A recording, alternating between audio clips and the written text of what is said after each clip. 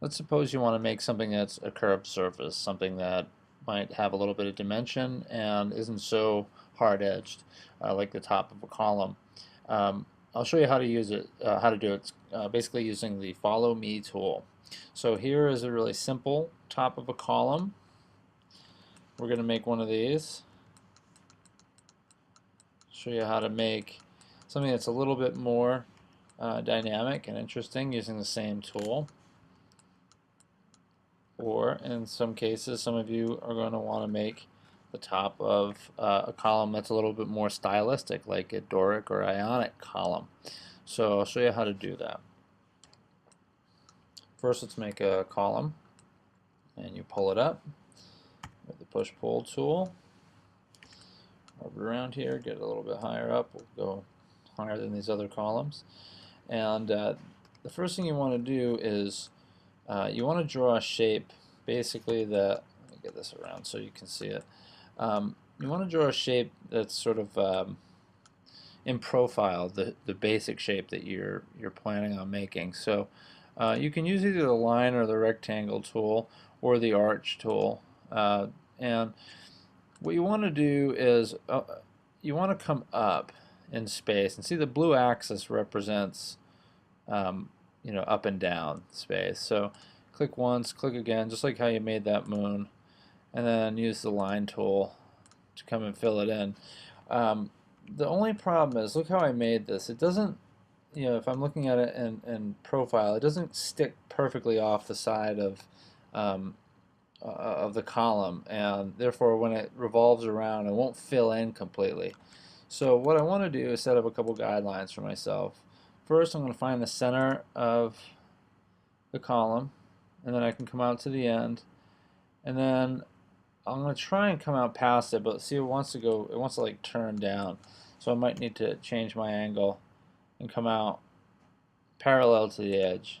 Then I can come up with my blue axis, and then I'm just going to come back. Basically, all I'm trying to do is make sure that this thing, like a sundial, comes kind of straight off the edge.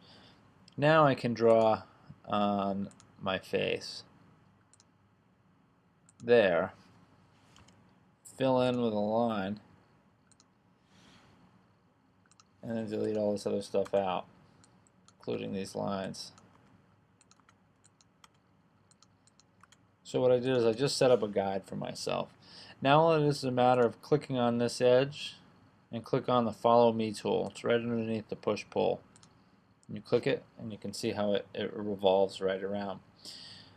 Don't make the mistake of drawing on the actual curved surface. It won't let you revolve it. So I'll show you what I set up here as a kind of a common mistake. People will not draw off the top, they'll draw off the bottom, say for instance, and when you click on the Follow Me, it says cannot extrude on a curved face. That means that the face of this column is circular, so you have to come off the top like I just did. Okay, same concept for this sort of thing here.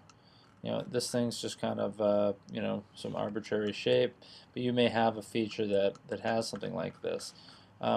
So just come back over to this guy here, undo that whole thing, and since I've drawn a face out here, let's see, I can move this edge probably without having any problems. I'm gonna guess.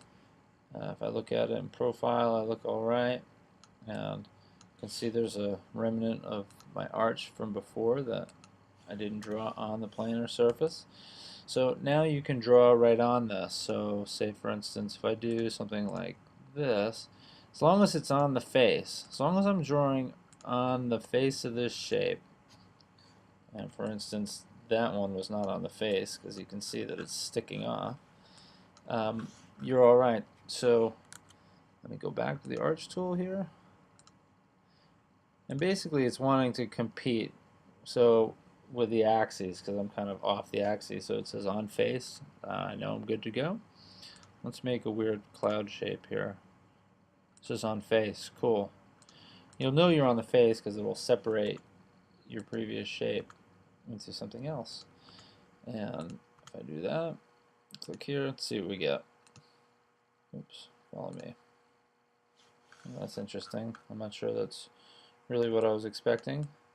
That's kind of cool. Look at that. So you can see what it did. So you get the idea. You can see there's lots of possibilities. Main thing is that you come perpendicular off of the column. Okay, last thing, if you have a architectural shape that is like, say, one of these kind of columns, and this kind of looks like a stereo right now, but the same concept. Instead of trying to draw, you know, the hard way, if you're doing something and you go, this is so hard to draw, I can't get it to work, think, is there an easier way to do this? And there is. So I drew a rectangle here, drew 3 concentric circles, copied them over here. I don't know if I showed you guys this, but you can take a shape, select it, copy and paste just like you would anything else, and put it. It kind of sticks to your move tool here. And then all I did was made sure that all of my drawing, all of my lines are on the surface of this very simple, take 2 seconds to make rectangle. And if so, then I can get rid of the parts that I want and readjust some of the things that I need to stick out so as to give it some dimension. And now I have the top of a column. All I need to do is position it so I can select the whole thing,